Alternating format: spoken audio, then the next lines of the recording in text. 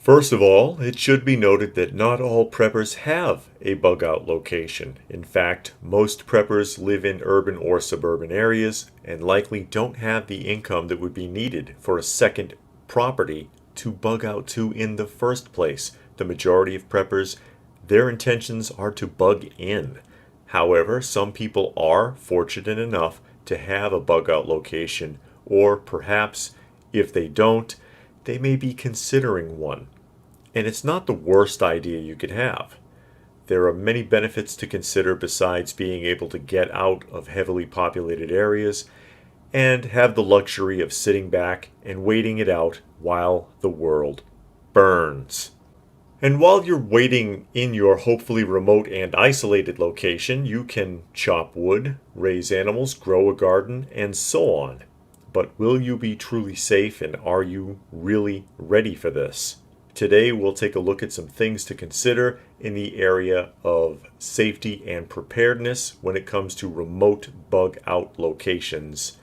So we'll just go ahead and get started in no particular order. Number 1, getting to your bug out location. Remember, the more remote your location is, the better, but the flip side of this is that the more remote your location is, the longer it will take to reach it. That means working your way through gridlock, abandoned vehicles, roadblocks that have been set up by either authorities or possibly even would-be marauders, or other blockages that have been created either artificially or by some disaster.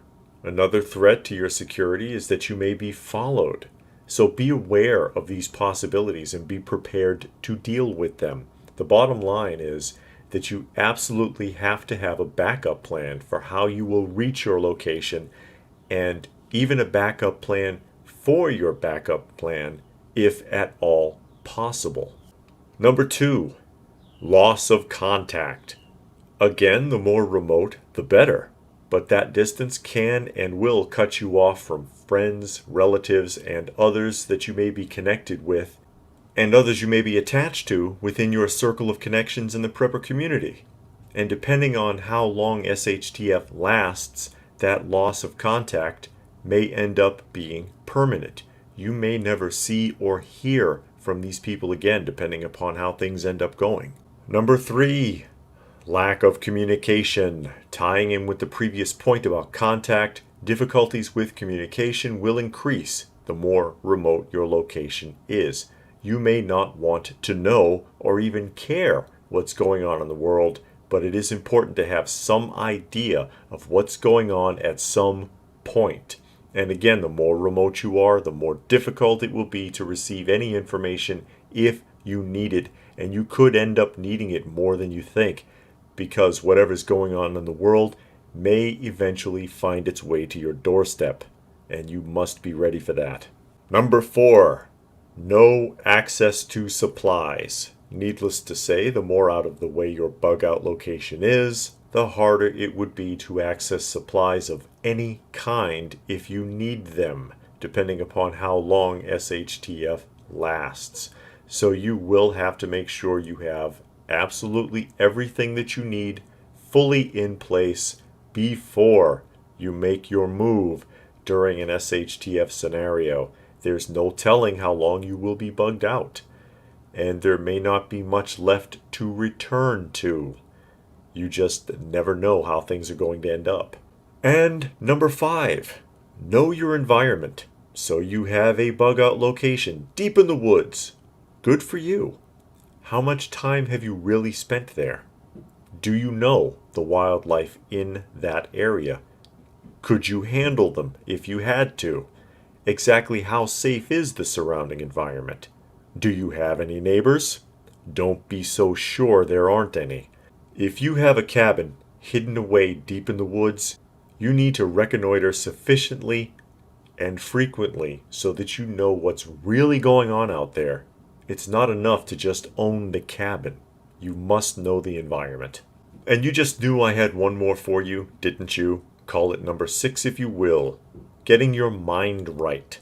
Bugging out may turn out to be a permanent solution depending upon how long SHTF lasts. Are you prepared for the idea of turning into an honest-to-goodness mountain man? Have you ever spent an extended amount of time in the woods, living exclusively off the land? This is something that most people are not prepared for, no matter how much they've fantasized about it.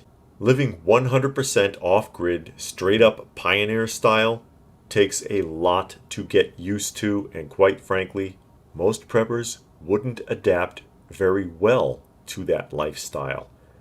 This is something that you really need to sink in. And you know what?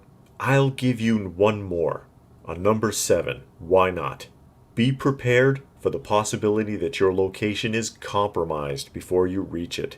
Someone could be in your secret location already when you arrive, and you may be forced to evict them with extreme prejudice, or risk being forced to abandon your location altogether.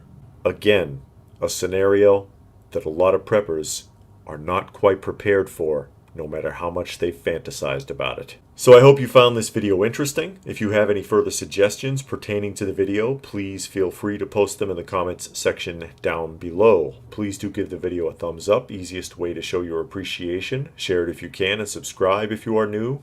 Be sure to hit the bell icon so you can be alerted when new content comes out. And please do check out some of the other videos if you get the chance. If you would like to help this channel out, there are links for that down below. Every little bit helps, and I sure do appreciate it. I can also be found on another channel called Coffee Talk. Check it out if you get the chance. There's a link for that down below as well.